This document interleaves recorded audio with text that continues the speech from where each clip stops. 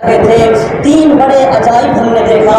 میرے آقا کو حاجت لگی. میرے آقا نے مجھ سے فرمایا اے عقیل بن ابی طالب جاؤ جتنے درخت فاصلے پر ہے سب درختوں کو جا کے کہو کہ تمہیں میرے آقا امین صلی اللہ تعالیٰ علیہ وسلم نے اپنے پاس آر کے نیچے بلایا ہے.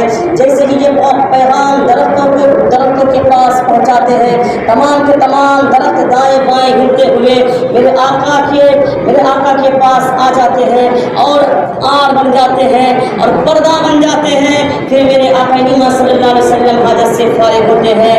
دوسرا واقعہ حضرت عقیل بن ابی طالب فرماتے ہیں کیا عرض کرتے ہیں کہ میرے آقا نے فرمایا کہ مجھے بڑی پیاس لگی تھی.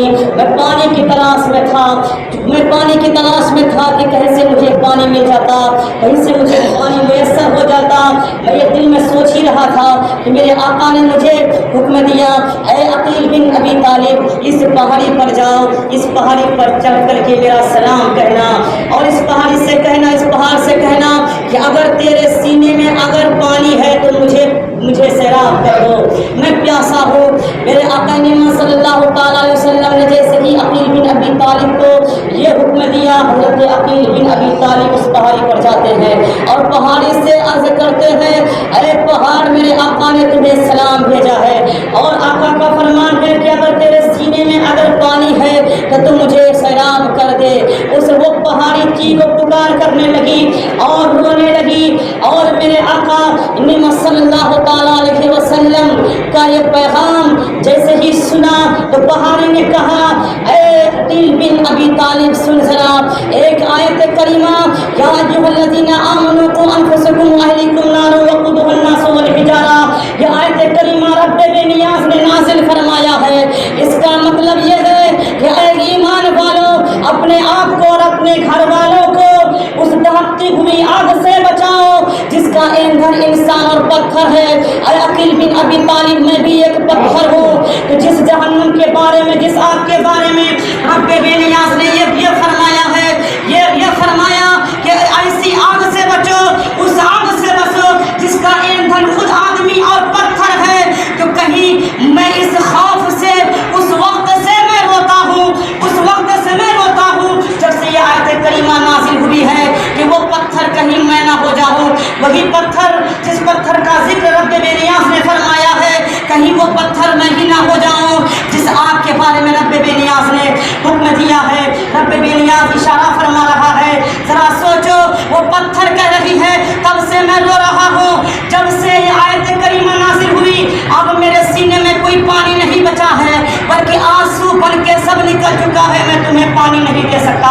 عزیزان گرامی ذرا سوچو صحیح, ایک پتھر جب یہ آیت کریمہ سنا وہ رونا چلانا شروع کر دیا اور ایک آدمی بے حس آدمی جس کے دل سے خوف خدا مٹ گیا ہو, جس کے دل سے عشق رسول مٹ گیا ہو, وہ انسان کیا سمجھے.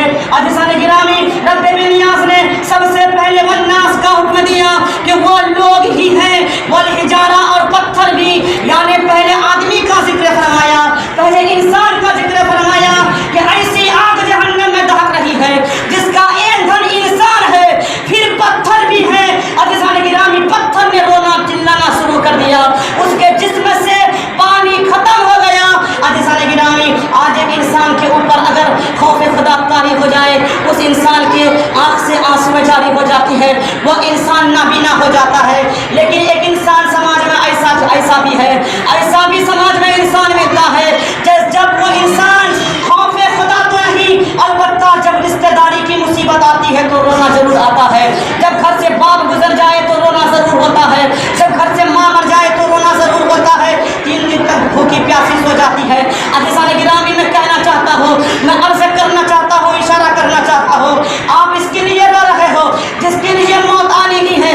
رب بے نیاز نے فرمایا کل من علیہا فانی ویبقی وجہ ربک ذو الجلال والاکرام, تم اس کے لیے رو رہے ہو جو ہر چیز فانی ہے اس دنیا کے اندر میں, زمین ہو یا آسمان ہو, آسمان میں بے شمار ستارے ہو یا چاند سورج ہو یا زمین کے اندر میں 7 طبقے ہو یا پھر آسمان کے 7 طبقے ہو, یہ اونچے اونچے پہاڑ ہوں. آپ کبھی قرآن شریف پڑھ کے تو دیکھو, ملے گا تمہیں, ضرور ملے گا. یوں ملے گا کہ پہاڑ ایسے اڑیں گے جیسے کہ روئی کا بھوسا اڑ رہا ہے, ایسے پہاڑ اڑیں گے. آج لوگ گھمنڈ کرتے ہو میں تو کامیاب ہو گیا, میں بہت بڑا متقی ہوں, میں کامیاب ہو جاؤں گا, میں بہت بڑا قاری ہوں, میں کامیاب ہو جاؤں گا.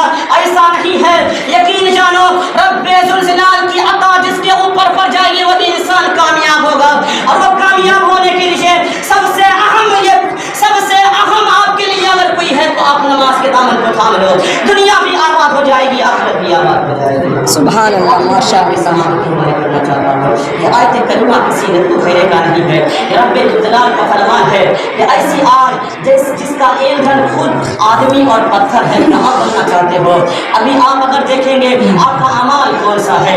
دنیا کی مثال کے طور پر جب ایک گھر بن رہا ہوتا ہے, اس گھر میں سب سے پہلے مستری کام کرتا ہے. پیسہ آپ لگاتے ہو, کام مستری کرتا ہے. اس کے بعد جب پورا کا پورا پوری کی پوری بلڈنگ بن جاتی ہے, آپ اس میں پلستر کرنے کا کام کرتے ہو. جب یہ پلستر ہو جاتا ہے آپ اس میں رنگ پینٹ کا کام کرتے ہو. جب سب کچھ ہو جاتا ہے آپ اس میں طرح طرح کے فرنیچر لا کے لگاتے ہو. کوئی پلنگ لگاتا ہے, کوئی کچھ لگاتا ہے. عزیزان گرامی ذرا سوچو تو صحیح, وہ انسان رہتا بعد میں ہے, پہلے گھر کو سجاتا ہے. جب انسان یہ دنیا کا معاملہ ہے, ذرا سوچو تو صحیح, آپ جنت میں جانا چاہتے ہو یا آپ اعمال بعد میں کرنا چاہتے ہو؟ آپ کو اعمال بعد میں کرو گے نہیں, پہلے آپ روزہ دنیا میں رکھے جاؤ, زکات دنیا میں رکھ دے کے جاؤ. آپ جو ہے اگر حج کرنے کی استطاعت ہے دنیا میں کر لو.